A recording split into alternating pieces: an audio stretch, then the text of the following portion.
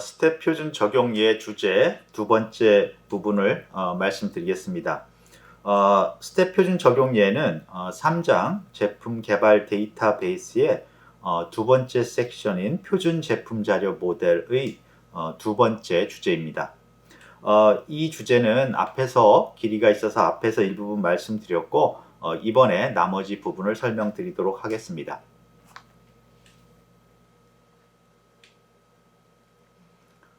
스텝 표준 적용예 주제의 목표는 스텝 표준으로 어떻게 제품 자료를 표현하는지에 대해서 예제를 통해서 말씀드리겠습니다. 특히 사용 예제를 앞에서 우리가 설명한 저희가 적용할 제품 자료 모델로 한번 먼저 표현을 하고 똑같은 예제를 스텝 자료 모델로 표현함으로써 두 제품 자료 모델의 관계를 우리가 비교할 수 있도록 그렇게 하였습니다.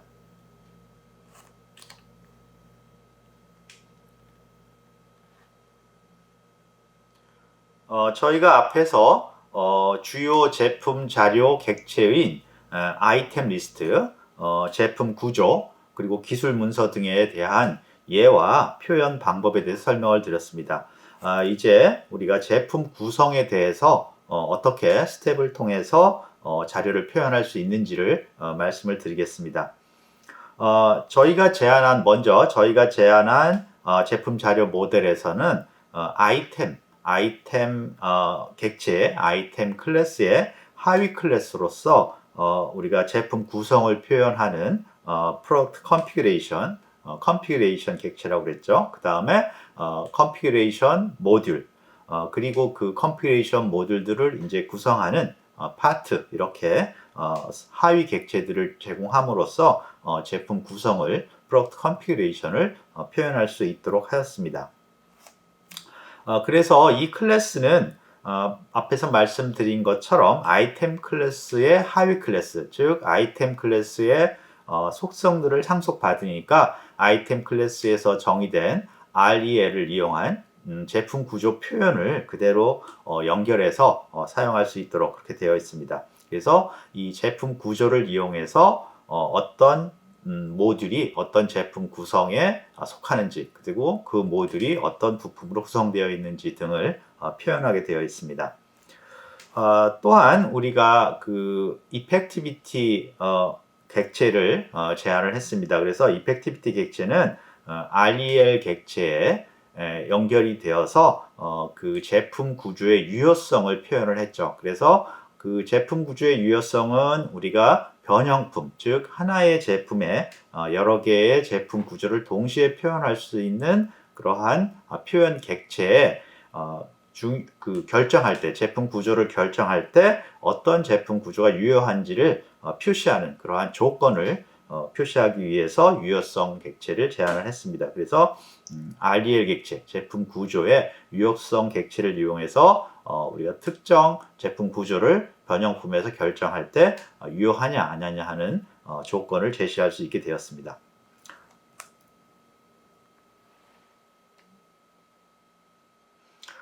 그림에 저희가 사용할 제품 구성 예가 나타나 있습니다. 그래서 거기에 보면 일단 30 모터, 20 로터, 10 하우징과 같은 세 개의 제품 구성 모듈이 보입니다. 저희가 이제 모듈 객체라고 그랬죠. 그래서 우리가 제품 구성이라는 것은 이렇게 모듈들을 먼저 만들고, 그래서 그 모듈들은 이제 조합을 통해서 서로 다른 엔드 프로덕트, 최종 제품인 제품 구성을 만들 수 있도록 그렇게 이제 고안된 모듈들을 만들어서 가능하면 이 모듈을 조합을 많이 해서 다양한 제품을 만들도록 하겠죠. 그래서 이 모듈들을 대량 생산한 다음에 고객의 요구에 맞춰서 그 모듈을 서로 다르게 조합해서 서로 다른 최종 제품을 만들어내는 것, 이것이 이제 제품 구성의 어떤 정의라고 볼 수 있죠. 그래서 제품 구성은 우리가 대량 생산의 어떤 경제성, 그 다음에 그러면서도 동시에 각각의 고객의 요구를 가능하면 많이 맞춰주려고 하는 그러한 목적에서 태어났습니다. 그래서 거기에 이제 세 개의 모듈들이 보이고 있고요. 그리고 이 예제에서는 그 모듈을 조합을 해서 두 개의 제품 구성을 만들었습니다. 그래서 펌프 A, 펌프 B, 이렇게 제품 구성을 만들었는데요. 여기서는 이제 펌프 A 같은 경우에는 이 세 가지 모듈을 다 사용하는 경우고요. 펌프 B는 이 중에서 이제 모터를 뺀, 즉 로터하고 하우징 부분만 가지고 있는 제품 구성입니다. 그러니까 이 회사는 모터를 넣은 제품 구성을 고객들이 구매할 수 있게 하기도 하고, 또는 모터 없이, 모터는 고객이 이제 준비를 하고 다른 부품만 제공하는 펌프 B라는 제품 구성도 제공하는 거죠.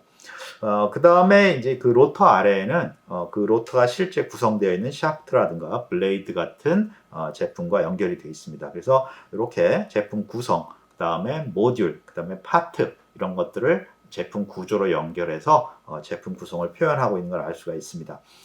동시에 거기에 이제 그 1에서 커런트라고 표시되어 있는 이펙티비티들이 쭉 연결되어 있습니다. 유효성들이. 그래서 이 제품에 여러 가지 이제 제품 구조를 많이 표현했을 때 그 제품 구조를 결정하기 위해서 우리가 이 이펙티비티를 조건으로 사용할 수 있도록 이렇게 정의가 되어 있습니다.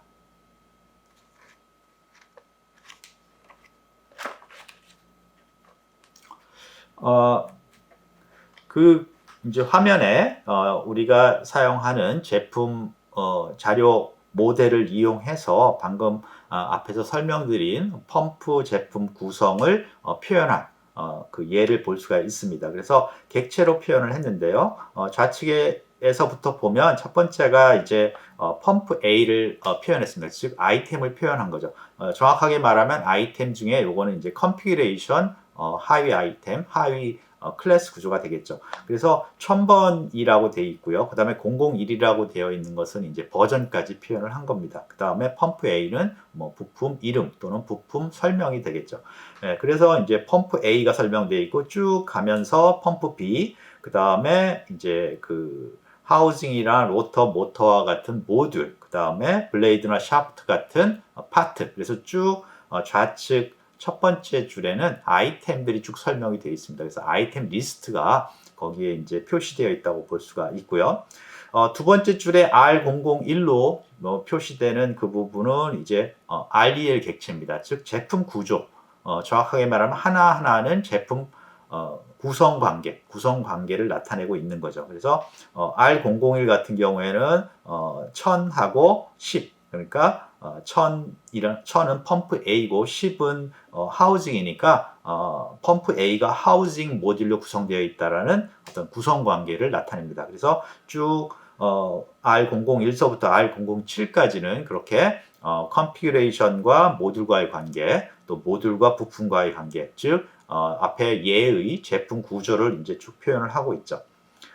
그 다음에 마지막 세 번째 줄에서는 R001에 1 커런트 이렇게 되어 있습니다. 즉 유효성을 표시를 한 겁니다. 그래서 여기서 R001이란 것은 방금 설명드린 구성관계 R001, 즉 펌프 A와 하우징 사이의 구성관계를 표현하는 REL 객체를 표현한 거죠. 그래서 그 REL 객체 R001에 1에서부터 커런트까지라는 이펙티비티, 유효성이 표현된 걸 알 수 있습니다. 그래서 이와 같이 저희가 제안한 저희 과정에 적용되는 제품 자료 모델로는 아이템 리스트 표현했고요. 제품 구조를 또 표현을 했고요. 그 다음에 거기에 유효성까지 표현을 했습니다.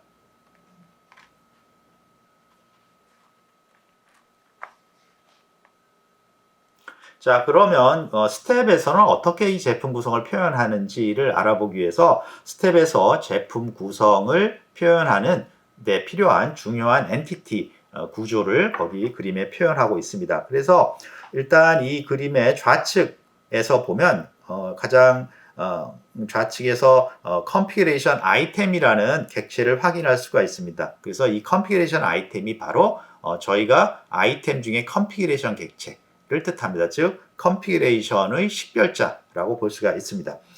그 다음에 이 컨피그레이션이 있는 그 연결의 마지막 제일 아랫부분에 보면 파트 아이덴티피케이션이라는 게 있습니다. 이게 바로 이제 우리가 스텝에서 말하는 프로덕트 데피니션, 프로덕트 데피니션 포메이션, 프로덕트 이런 것과 같은 제품, 그러니까 부품이죠. 부품의 식별자, 각각의 부품을 뜻합니다. 즉 컨피그레이션 아이템은 어떤 방식으로 해서 쭉 연결해서 결과적으로 부품, 아이템하고 연결이 된다. 프로덕트 아이덴티피케이션하고 연결된다 하는데 그 사이에는 우리가 이제 보면 컴피레이션 디자인이라는 게 있습니다. 그래서 우리가 이런 컴피레이션 디자인 같은 객체를 보통 어소시에이션 객체라고 합니다. 어소시에이션 객체는 두 개의 객체를 연결하는 역할을 합니다. 뭐 대표적인 게 REL도 하나의 어소시에이션 객체거든요. 어떻게 되냐면 REL은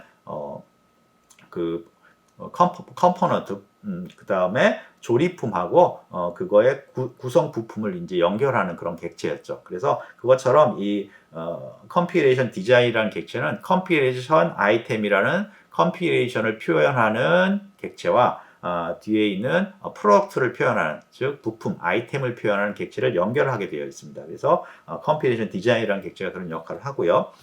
그 다음에 두 번째 이제 거기에 모여져 있는 객체들의 그룹을 한번 보면은 거기에는 이제 컴피레이션을 연결하는 이펙티비티 그러니까 컴피레이션에 어떻게 이펙티비티를 연결할 거냐 하는 것을 표현되어 있습니다. 그래서 거기에 이제 제일 좌측에 있는 엔티티를 보면 dated effectivity 그래서 하나의 이펙티비티 종류라고 보시면 되겠습니다. 그래서 그런 이펙티비티가 있고요.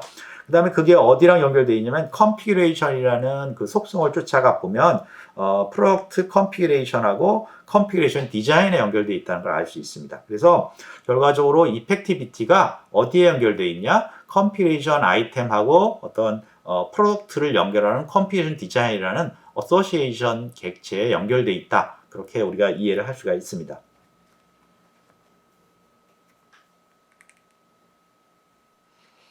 방금 그림으로 그 엔티티 다이어그램 익스프레스 G로 표현한 것들을 다시 한번 정리를 하면은요.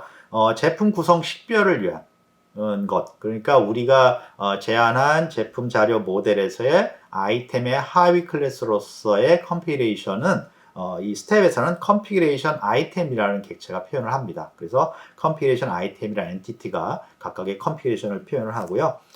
그 다음에 이제 이 컴피레이션들이 어떤 부품하고 연결되어 있냐 프로덕트랑 스텝에서는 이제 프로덕트라고 표현을 하기 때문에 프로덕트랑 연결되어 있냐를 하는 어소시에이션 객체가 바로 컴피레이션 디자인입니다. 그래서 컴피레이션 디자인을 통해서 어떤 컴피레이션이 어떤 부품하고 연결되어 있다라는 것을 표현할 수가 있고요.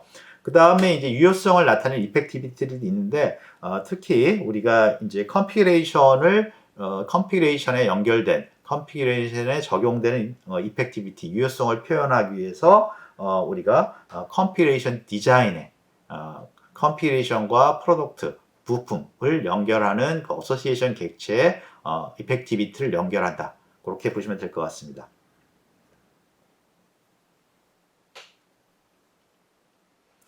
자, 앞에서 말씀드린 이펙티비티는 컴피레이션에 연결하는 컴피레이션에 적용되는 이펙티비티, 유효성을 뜻하는 거였고요. 또 이펙티비티가 꼭 컴피레이션만 적용되는 게 아니라 우리가 말하는 프로덕트 또는 프로덕트 사이의 관계 그러니까 스텝에서는 우리가 next assembly usage라고 usage occurrence라는 좀 이름이 긴 그러한 엔티티를 사용했는데요. 우리가 제안한 제품 자료 모델의 REL 객체랑 똑같은 역할을 하는 객체입니다. 그래서 그런 식으로 이펙티비티가 아이템과 제품 구조 그러니까 스텝에서 말하면 프로덕트와 프로덕트 사이의 관계인 next usage occurrence에도 적용될 수 있는데 그것을 표현하는 방법이 그 그림에 나타나 있습니다. 그래서 이 그림을 보시면 이제 중앙을 통해서 양쪽으로 위아래로 쭉 두 개가 나눠져 있는데요. 제일 위하고 제일 아래는 그냥 어떤 이펙티비티의 종류를 뜻합니다. 그래서 그 이펙티비티들이 연결이 되는데 어디에 연결되냐면 그 이펙티비티 아이템이라는 데 연결이 됩니다. 그래서 중앙에 이펙티비티 아이템이 있고요.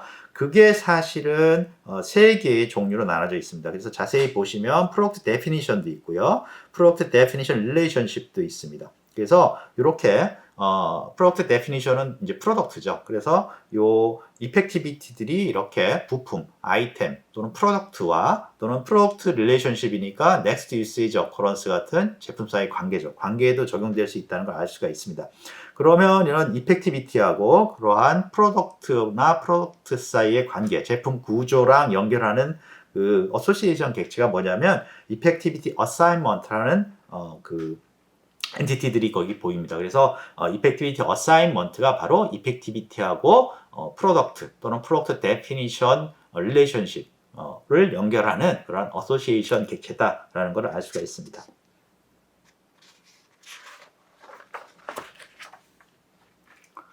그러면 우리가 지금까지 해왔던 것처럼 똑같은 예제를 가지고 스텝을 한번 적용하도록 해보겠습니다. 그래서 거기 이제 화면에 보시면은 일단 10번하고 20번은 컴피레이션 아이템을 생성하는 거죠. 그래서 컴피레이션의 식별자, 즉 컴피레이션 자체를 컴피레이션 아이템이라는 걸로 지금 설정을 했습니다. 그래서 펌프 A, 펌프 B라는 두 개의 컴피레이션, 즉 제품 구성을 두 개를 10, 20번에서 표현을 했고요. 그 다음에 이제 100번은 어떤 제품을 표현하는 것입니다. 그래서 우리가 앞에서 다뤘듯이 하나의 제품을 표현하기 위해서 스텝에서는 세 개의 엔티티를 사용합니다. 그래서 프로덕트라는 엔티티를 사용해서 제품 자체에 식별을 하고요. 그 다음에 프로덕트 데피니션 포메이션이라는 그 엔티티를 사용해서 그 제품 중에 어떤 버전이다라는 걸 얘기를 하고요. 그 다음에 프로덕트 데피니션을 이용해서 그 제품의 어떤 버전의 어떤 관점이다. 그래서 여기서는 as design이니까 설계 관점이다. 이렇게 얘기를 했죠. 그런 식으로 해서 200번에서는 프로덕트 20번, 그 다음에 300번에서는 30번. 우리가 사용하는 제품 자료 모델에서는 아이템이겠죠. 그래서 30번 아이템, 400번에서는 40번 아이템, 그런 식으로 쭉 해서 샤프트까지 모든 아이템들을 만드는 과정이 거기 스텝 표현으로 나타나 있습니다.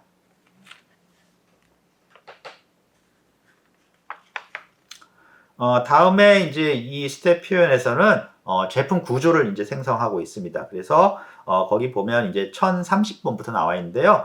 configuration design이라는 객체를 사용했습니다. 그래서 앞에서 저희가 설명을 드렸듯이 configuration design은 configuration 아이템하고 product definition, 그러니까 제품, 아이템을 연결하는 거죠. configuration하고 아이템을 연결해서 거기 보시면 10번하고 110번이 연결된 걸 알 수가 있습니다. 그래서 10번은 펌프 A고요. 그 다음에 110번은 그 프로덕트 데피니션인데 하우징입니다. 그래서 펌프 A가 하우징하고 연결되어 있다는 걸 이제 130번에서 표현한 거죠. 그런 식으로 쭉 컨피그레이션이 10번, 20번이 3개의 모듈, 또 각각 2개의 모듈로 연결되어 있다는 게 1030번부터 1070번까지 그 스텝 정의에서 나타나 있습니다. 그 다음에 이제 1100번은 우리가 이제 알고 있는 제품 구조를 표현하는 Next Assembly Usage Occurrence라는 걸 이용해서 그 제품 구조들을 표현하고 있습니다. 그래서 처음 1100번이 220번하고 420번입니다. 그래서 220번은 로터였고요. 420번은 블레이드였습니다. 그래서 로터 안에 블레이드라는 어떤 부품이 구성 부품이 연결되어 있다. 그런 제품 구조를 쭉 표현했고요. 그 다음에 이제 910번부터가 바로 이펙티비티를 표현하는 거죠. 그래서 여기서 저희가 든 예제는 프로덕트 컴피레이션, 제품 구성의 이펙티비티를 정의하는 거기 때문에 이 이펙티비티가 1에서 커런트라는 이펙티비티가 컴피레이션 디자인, 즉 컴피레이션하고 부품, 프로덕트를 연결하는 어소시에이션 객체에 정의된 걸 알 수 있습니다. 그래서 910부터 950번까지 이펙티비티를 쭉 정의를 했습니다. 그래서 이렇게 앞에서 우리가 제안한 제품 자료 모델을 이용해서 제품 구성, 이펙티비티, 유효성을 표현한 것처럼 스텝에서도 이러한 컴피레이션 아이템하고 프로덕트, 그 다음에 Next Assembly Usage Occurrence 같은 엔티티들을 이용해서 거의 유사하게 제품 구조, 제품 구성, 그 다음에 이펙티비티를 표현하는 것을 알 수가 있습니다.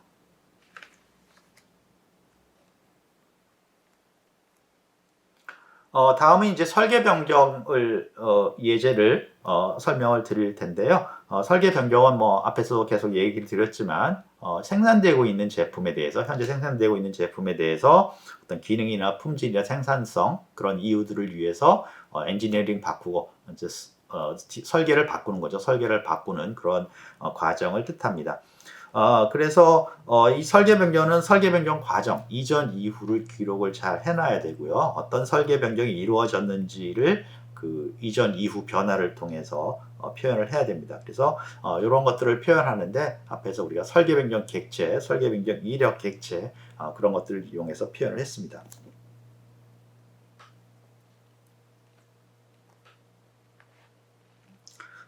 그림에 우리가 사용하는 제품 자료 모델을 이용해서 어떤 설계 변경을 표현한 예가 나타나 있습니다. 뭐 그림을 일단 먼저 보시면은요, 이 설계 변경 번호는 01번, EC01번이고요. 이 설계 변경은 20번 로터 제품을 21번 뉴 로터로 바꾸는 그러한 것을 보여줍니다. 그래서 이 설계 변경에서는 간단하게 40번 블레이드 부품을 41번 뉴 블레이드로 바꿨고요. 기존에 사용하던 50번 샤프트는 그대로 사용하는 그러한 설계 변경을 표현을 했습니다. 그래서 이것을 저희 과정에서 사용하는 제품 자료 모델로 표현한 것이 거기에 표시되어 있습니다. 그래서 거기 보면 이제 제일 처음에 20번, 40번, 50번 이렇게 표시되어 있는 것들은 제품 구조를 표현하겠죠. 그래서 20번 로터의 제품 구조, 죄송합니다. 20번 로터의 아이템을 쭉 표현을 했죠. 그 다음에 그 아래 이제 R006, R007에서 이제 제품 구조를 20번 로터와 50번 샤프트, 20번 로터와 40번 블레이드 요 사이에 관계를 표시를 했고요. 그 다음에는 이제 21번 새로운 뉴 로터, 설계 변경된 로터에 대한 필요한 아이템하고 제품 구조를 또 표현을 했고요. 그 다음에 제일 마지막에 있는 게 이제 설계 변경이죠. 그래서 그 설계 변경 객지에서는 20번 설계 변경 이전에 제품의 제일 상위, 제품 구조의 제일 상위에 있는 아이템인 20번 로터를 표시를 하고, 그 다음에 21번 설계 변경 이후에 제일 상위 부품, 그러니까 제품 구조의 제일 상위 부품인 21번 로터를 가리킴으로써 이 설계 변경이 20번 부품을 21번 새로운 아이템으로 변경했다는 것을 표시를 하고 있습니다.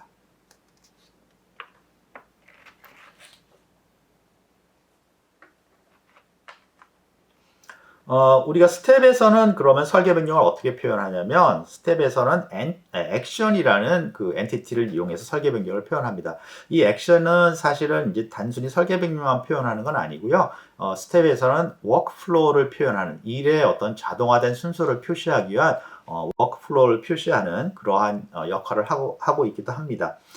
그래서 설계 변경에서는 우리가 뭐 설계 변경의 전체를 표현하기 위해서는 액션 리퀘스트, 즉 우리가 앞에서 이제 설계 변경을 초기에 배울 때 설계 변경 과정 중에 설계 변경 요청이라는 게 있었습니다. 그래서 어떤 부분을 이렇게 바꿨으면 좋겠다라는 최초의 설계 변경 과정 중에 최초의 단계인데 그걸 표현하는 액션 리퀘스트라는 객체가 있고요. 그리고 실제로 설계 변경을 이제 표현하는 걸 디렉티드 액션이라는 엔티티를 사용합니다. 그래서 액션 리퀘스트가 설계 변경 요청이라면 그거에 대응해서 어떤 설계 변경을 하는 걸 디렉티드 액션이라고 그러는데, 저희는 뭐 전체 설계 변경 과정을 표현할 건 아니고요. 디렉티드 액션을 가지고 앞에서 우리가 예제로 쓴 그 설계 변경을 표현하도록 그렇게 하겠습니다.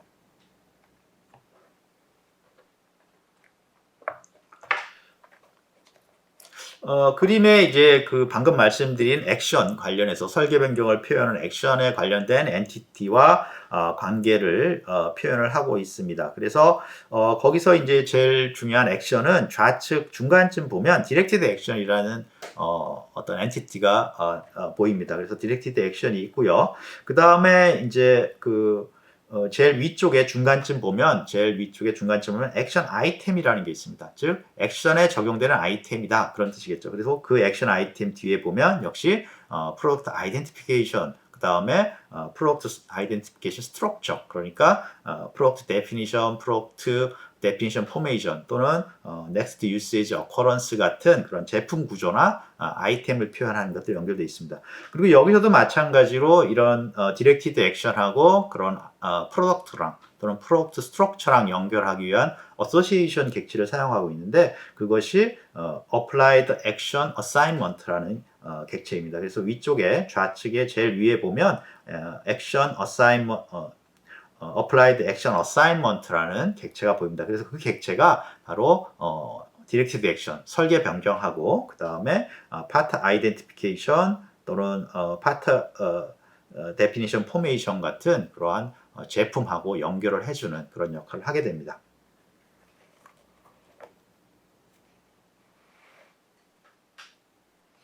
자, 그러면 앞에 우리가 다뤘던 설계 변경 그 예제를 그대로 방금 설명드린 스텝의 액션, 디렉티드 액션 엔티티를 이용해서 표현하는 그 예제를 살펴보겠습니다. 첫 번째 이제 200번부터 쭉 나와 있는데요. 그 200번부터는 앞에서 설명드린 것처럼 3개 프로덕트 데피니션 포메이션, 프로덕트 데피니션을 이용해서 어떤 부품 또는 아이템을 표현을 한 겁니다. 그래서 아이템 로터, 그 다음에 로터의 버전, 로터의 설계 관점을 이렇게 표현했고요. 그런 식으로 이제 40번 블레이드하고 50번 샤프트를 400번, 500번대에서 표현을 하고 있습니다. 그 다음에 이제 그 두 번째 줄에서는 조립품이니까 이 조립품의 제품 구조를 Next Assembly Uses Occurrence라는 제품 구조를 표현하는 객체를 이용해서 쭉 표현을 했고요. 그 다음에는 이제 21번 새로 변경된 새로 만들어진 그 부품들을 생성을 하고요. 그 다음에 그것에 또 41번 새로 만들어진 뉴 블레이드도 프로덕트 아이덴티피케이션을 정의를 하고요. 그렇게 해서 우리가 기존 과거 제품에 필요한 프로덕트와 프로덕트의 제품 구조, 그 다음에 새로 변경된 제품의 프로덕트와 그 프로덕트를 표현을 했습니다.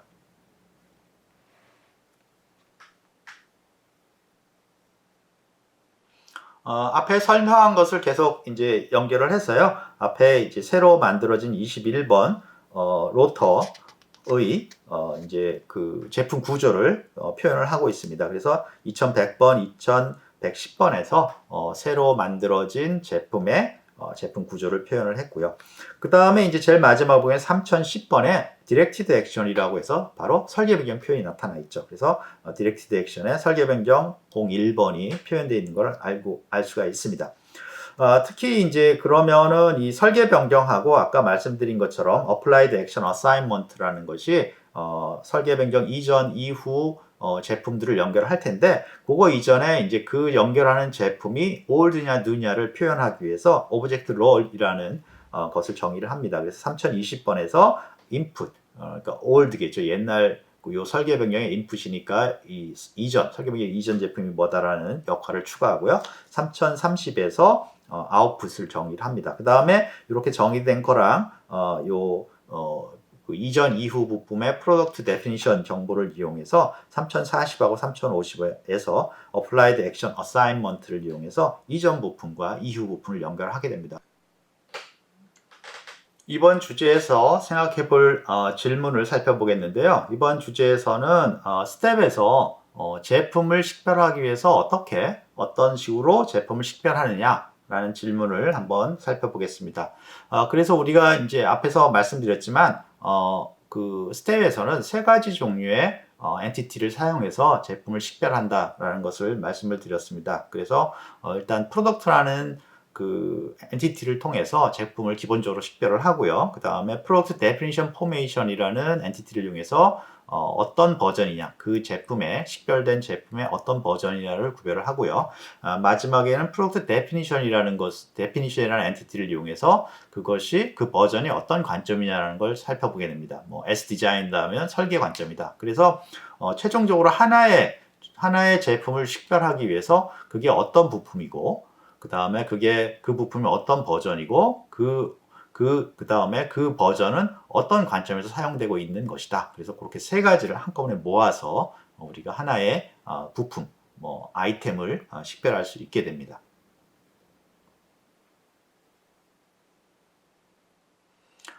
이번 주제의 요약을 말씀드리겠습니다. 이번 주제에서는 우리가 스텝을 이용해서 주로 PDM 스키마에 나오는 스텝 표준을 이용해서 제품을 어떻게 표현하는지를 설명을 드렸습니다. 특히 우리가 제안한 우리 과정에서 사용하는 제품 자료 모델과 비교해서 어떻게 스텝을 통해서 표현할 수 있다는 것을 보여드렸고요. 그 과정을 보시면은 이해를 하셨겠지만 두 방법이 굉장히 유사하고요. 그래서 저희가 제안한 방법이 국제 표준에서 사용하는 어떤 표현 방법, 어떤 개념을 사용하고 있다는 것을 알 수가 있게 되었습니다.